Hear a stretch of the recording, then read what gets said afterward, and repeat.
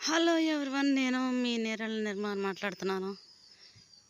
నేను ఒక ఔషధపు మొక్కతో మీ ముందున్నాను. ఇది మా జాడులో నాకు కనిపించింది. ఈ రోజుకి ఇది పెట్టేస్తున్నాను. చూడండి, లైక్ చేయండి, షేర్ చేయండి, నన్ను సబ్స్క్రైబ్ చేయండి.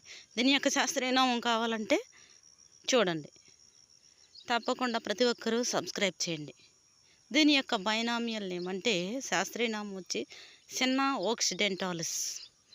కింగ్డమ్ పుష్పించే మొక్క కాబట్టి ప్లాంటే. ఫ్యామిలీ వచ్చి ఫాబేసి, సబ్ ఫ్యామిలీ సెసాల్ఫినాయిడే. చూసారా, ఈ కసిందే కదా అనుకుంటాం, కానీ ఇది మంచి ఔషధపు మొక్క. ఔషధాలు తయారు చేస్తున్నారు దీనికి.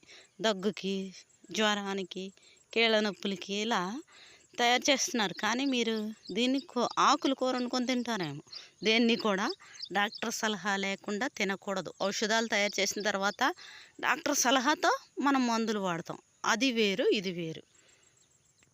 ఇది ఇంటర్నెట్లో ఉన్నది, నేను ఇన్ఫర్మేషన్ మీకు చెప్తున్నాను. ఆకులు చూసారా గ్రీన్ కలర్లో ఎంత అందంగా ఉన్నాయో. ఈ పువ్వులు చూసారా ఎంత అందంగా ఉన్నాయి. పసుపు కలర్లో ఉంటాయి పువ్వులు, చాలా బాగుంటాయి. ఇది ఎక్కడ పడితే అక్కడే మొలుస్తుంది. రోడ్డు పక్కల కూడా మొలుస్తుంది. కసింద. దీని యొక్క గింజల్ని ఏదో ఒక పక్షి తన యొక్క రెక్కల్లో మోసుకెళ్తే ఆ రెక్కలు కంటినప్పుడు ఆ రెక్కలతో అది వేరే ప్రాంతానికి వెళ్ళినప్పుడు అక్కడ కూడా ఇది మొలిచే అవకాశం ఉంది. ఇవిగో కాయలు ఇలా ఉంటాయి. దీనిలో చాలా గింజలు ఉంటాయి. 25-35 విత్తనాలు కలిగి ఉంటాయి ఒక కాయ. విత్తనాలు ముదురు గోధుమ రంగు, 5 మిల్లీమీటర్ల పొడవు ఉంటాయి, 3 మిల్లీమీటర్ల వెడల్పుతో ఉంటాయి. కసింద మొక్కలు మన దేశంలో రాజస్థాన్లో ఎక్కువ ఉష్ణోగ్రత వాతావరణంలో వర్షంలు కురిసిన వెంటనే బంజరు భూముల్లో ఎక్కువగా పెరగగలవు.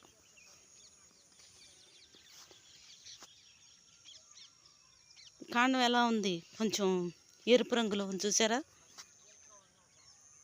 కసింద లేదా కసివింద అంటారు దీన్ని. కాషియా ప్రజాతికి చెందిన మొక్క. తక్కువ కొమ్మలుగా ఉండే స్వల్పకాలిక శాశ్వత మొక్క. 2 మీటర్ల ఎత్తు వరకు ఇది పెరుగుతుంది. కాండం ఎర్ర ముదురు రంగులో ఉంటుంది. కాండం లేత ఆకుపచ్చ ఆకులు ఉంటాయి, కాయలు. దిస్ ఈజ్ కసింద మొక్క.